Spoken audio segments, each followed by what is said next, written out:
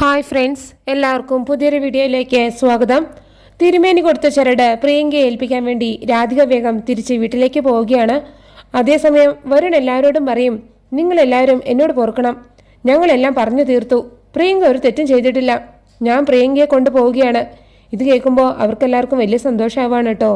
അങ്ങനെ ഓരോന്ന് സംസാരിച്ചുകൊണ്ടിരിക്കുമ്പോഴാണ് വരുൺ പൂമുഖത്ത് ചുരിൽ തൂങ്ങിക്കിടക്കുന്ന അവരുടെ ഫാമിലി ഫോട്ടോ കാണുന്നത്.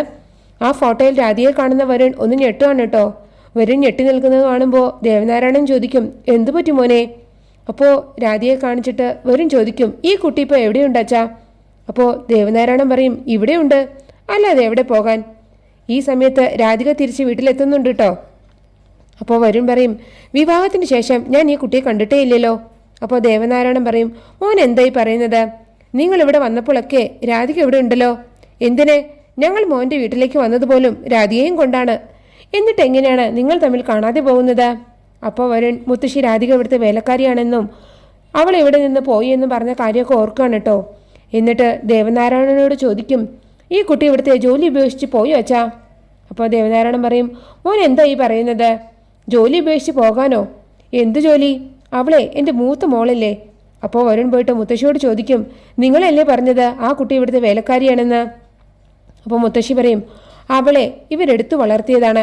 കണിമംഗലത്തിൽ നിന്ന് പെണ്ണ് കാണാൻ ആൾക്കാർ വന്നപ്പോൾ ഒന്നും ഒളിച്ചു വെക്കണ്ട എന്ന് കരുതി സത്യം ഞങ്ങൾ പറഞ്ഞു. അവിടെ നിന്ന് വന്നവർ ആ കണ്ണിലാണ് അവരെ കണ്ടത്. അവരെ പോലെ ആയിരിക്കും ഓരോ എന്ന് ഞങ്ങൾ കരുതി.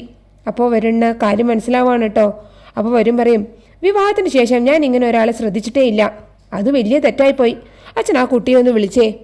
അപ്പോൾ മുത്തശ്ശി പറയും, തെറ്റും മാപ്പൊന്നും പറയേണ്ട ആവശ്യമില്ല മോനെ, മാത്രമല്ല അവളിപ്പോൾ അമ്പലത്തിലേക്ക് പോയിരിക്കുകയാണ്.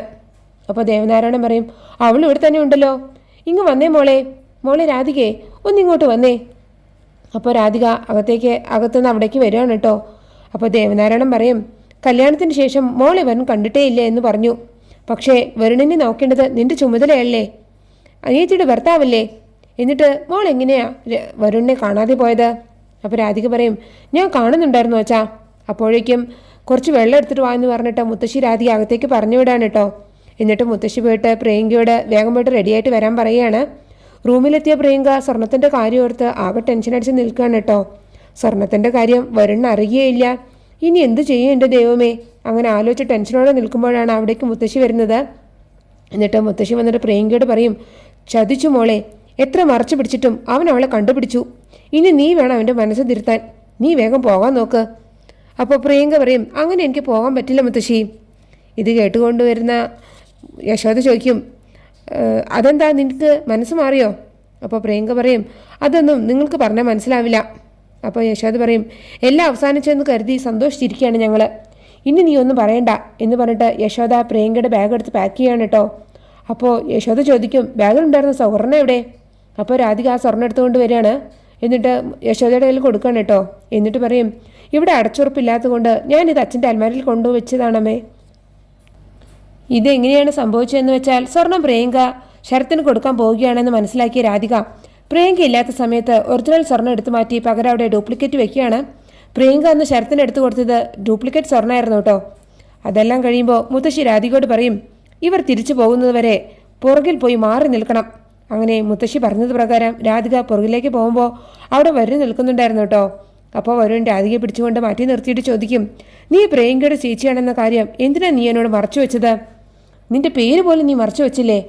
അപ്പോൾ രാധിക പറയും, ദയവ് ചെയ്ത് ഞാൻ പറയുന്നതൊന്നും കേൾക്കണം, അവൾ എൻ്റെ അനുജത്തിയാണ്, അവളെ വേദനിപ്പിക്കുന്ന ഒരു തീരുമാനവും എനിക്കെടുക്കാൻ പറ്റില്ല. അപ്പോൾ വരുൺ പറയും, നടന്ന കാര്യങ്ങൾ എല്ലാവരും അറിയണം, എനിക്ക് ഭാരം കൊണ്ടു നടക്കാൻ പറ്റില്ല, ഞാനിപ്പോൾ തന്നെ ഇതെല്ലാവരോടും പറയാൻ പോവുകയാണ്.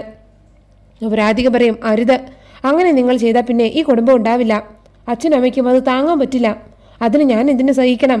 എല്ലാവരും കൂടെ എന്നെ ചതിച്ചതല്ലേ, ആ ചതി പുറത്തറിഞ്ഞപ്പോൾ എന്താ കുഴപ്പം? അപ്പോൾ രാധിക പറയും, ഇങ്ങനെയൊക്കെ ചോദിച്ചാൽ എനിക്കതിന് മറുപടിയില്ല, പക്ഷേ ഒരു കാര്യം ഞാൻ പറയാം, ഈ കുടുംബത്തിൻ്റെ നന്മയ്ക്ക് വേണ്ടി ഞാൻ ഇല്ലാതാണെന്നാണെങ്കിൽ ഞാൻ അതും ചെയ്യും. അപ്പോൾ വരുൺ പറയും, നമ്മൾ നമ്മുടെ ജീവിതം വെറുതെ പാഴാക്കുകയാണ്, ഞാൻ പറയുന്നത് നീ ഒന്ന് കേൾക്കണം, ആർക്കും ഒരു ബുദ്ധിമുട്ടും വരാത്ത രീതിയിൽ ഞാൻ എല്ലാം പറഞ്ഞോളാം.